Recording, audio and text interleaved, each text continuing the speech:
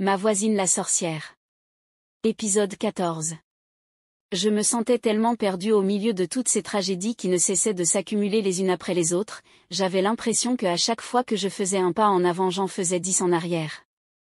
Alors que notre vie de couple commençait à être stable et que nous profitons déjà des fruits de notre travail, il fallut que des supplices sortent encore de nulle part pour nous faire vivre un véritable enfer. J'avais l'impression qu'à cause de cet accident les cartes allaient être redistribuées et j'allais tout recommencer depuis le début. Mon mari ne se trouvait plus en état de faire quoi que ce soit, la paralysie de ses membres était venue mettre un frein à son envol dans la société, au moins il pouvait toucher une assurance vie qui n'était pas très colossale étant donné qu'il venait tout juste de commencer le travail. Quelques jours plus tard nous sommes rentrés à la maison et comme je le craignais le quotidien était devenu très difficile. En plus de mes enfants mon mari était devenu une véritable charge pour moi, je ne savais même plus comment faire pour m'occuper de toutes ces tâches qui m'étaient tombées dessus. Je devais changer mon mari, le nourrir, le laver, préparer à manger pour les enfants, m'occuper de leurs besoins à moi toute seule, j'avais l'impression de frôler le surmenage. Mais par amour pour les miens je me tuais à la tâche, chaque jour que Dieu faisait était une aubaine pour nous de nous lever en vie, on vivait désormais au jour le jour. Quand les 100 000 francs qui étaient restés en ma possession après l'opération étaient finis, je devais désormais me débrouiller avec les moyens de bord. Nous n'avions désormais que le strict minimum pour survivre, quand je réussissais à racoler le peu que je pouvais je mettais la marmite au feu pour que nous mangions, mais quand je n'avais pas pu trouver de quoi nous nourrir nous dormions affamés.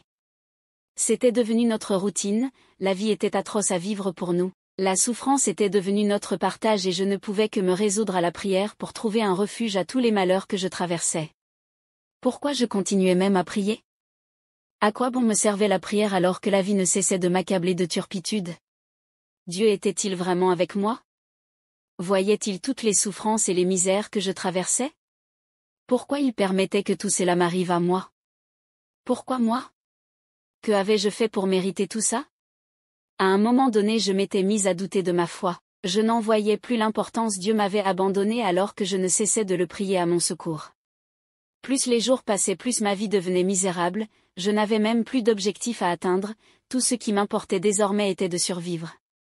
La prière seule ne pouvait pas remplir ma marmite pour que ma petite famille et moi puissions survivre, je devais sortir pour me battre, à un moment donné me suis retrouvée dans le marché, mon bébé au dos à pousser la brouette comme une misérable. Avec ce travail misérable je pouvais à peine gagner de quoi acheter 1 kilo de riz pour faire du risotto, j'étais arrivée à un point de misère où je m'étais retrouvée en train de voler des petits vivres au marché pour donner à manger à mes enfants et à mon mari. En juste quelques mois j'avais fané, le corps tout amaigri, le visage pâle et surtout le moral à zéro, j'étais devenue l'ombre de moi-même, on aurait dit que quelque chose empêchait au bonheur d'arriver jusqu'à moi. C'était comme si la quiétude et la paix du cœur étaient enchaînées quelque part et qu'elles ne pouvaient plus arriver jusqu'à moi. Il y avait des jours où la tristesse m'envahissait à tel point que je pensais au suicide comme solution pour échapper à cette souffrance interminable, mais le simple de penser que je laisserais mes enfants dans une telle souffrance me faisait éradiquer cette pensée de ma tête. Assise sur ma véranda un soir la tête dans les nuages je vois Jézabel qui passait devant moi les vivres dans les mains. Jézabel, Yolande, qu'est-ce qu'il y a, pourquoi es-tu si abattue? Yolande, tu cherches vraiment à savoir pourquoi je suis abattue? Mais tu es sans ignorer toutes les souffrances que j'endure, je suis vraiment dans l'impasse, je ne sais plus quoi faire Jézabel, je suis à bout de force, j'ai besoin d'aide. Jézabel, je t'avais proposé mon aide à un moment et tu m'avais croire que j'avais mal fait, c'est pourquoi aujourd'hui j'ai décidé de te laisser te débrouiller car j'ai l'impression de te déranger avec mes conseils. Yolande, regarde-moi Jézabel. Regarde à quoi je ressemble. Regarde comment j'ai fané, je suis devenue toute ridée et laide, je pense que si ça continue comme ça je vais y laisser ma peau. Jézabel, en tout cas moi je serai toujours là pour toi, tu le sais, si jamais tu as besoin de moi je suis là pour t'aider, tu peux venir chez moi et on va discuter, ne t'en fais pas pour ça. Yolande, si tu veux on y va tout de suite, je suis vraiment au bout du rouleau, je n'en peux plus. Oui, malgré que je commençais à avoir des soupçons sur Jézabel après tout ce qui était arrivé, je ne pouvais pas me donner le luxe de refuser une aide quelconque, alors je suis allée avec elle dans sa chambre pour pouvoir discuter. J'espérais qu'elle puisse encore me trouver un moyen de me sortir du merdier dans lequel je vivais avec ma famille. Une fois avec Jézabel chez elle, j'avais les yeux rivés sur elle, j'attendais qu'elle me dise qu'elle pouvait m'aider, j'étais tellement épuisée que cela me sauverait sans doute la vie. Yolande, oui Jézabel, je t'écoute. Dis-moi que tu peux m'offrir ton aide s'il te plaît. Jézabel, oui je peux t'aider, mais est-ce que tu es vraiment prête pour supporter ce que je vais te dire? Yolande, au point où j'en suis, je suis vraiment prête à tout, s'il te plaît, aide-moi, je suis au fond du gouffre. Jézabel, d'accord, tu es une très belle femme, je ne vois pas pourquoi tu gâches ainsi ta beauté et ta jeunesse, moi je te propose de te trouver un autre homme qui pourra prendre soin de toi et tes enfants, si tu veux je peux t'en trouver un des hommes placés qui pourront changer ton statut actuel. Yolande, quoi? Je viens vers toi pour que tu m'aides et c'est ce genre de conseil que tu me donnes, Jézabel? De tromper mon mari? Jézabel, qui t'a dit que c'est tromper ton mari? Tu as vu dans l'état dans lequel il est? Et crois-moi, c'est définitif, donc tu comptes passer toute ta vie à t'occuper d'un homme qui ne vaut plus rien? En plus de ça, il y a des enfants sur ton dos, aucun membre de la famille pour te venir en aide, tu as déjà perdu un enfant, crois-moi, si tu continues comme ça tous vont mourir les uns après les autres, et toi-même tu es déjà en train de creuser ta propre tombe.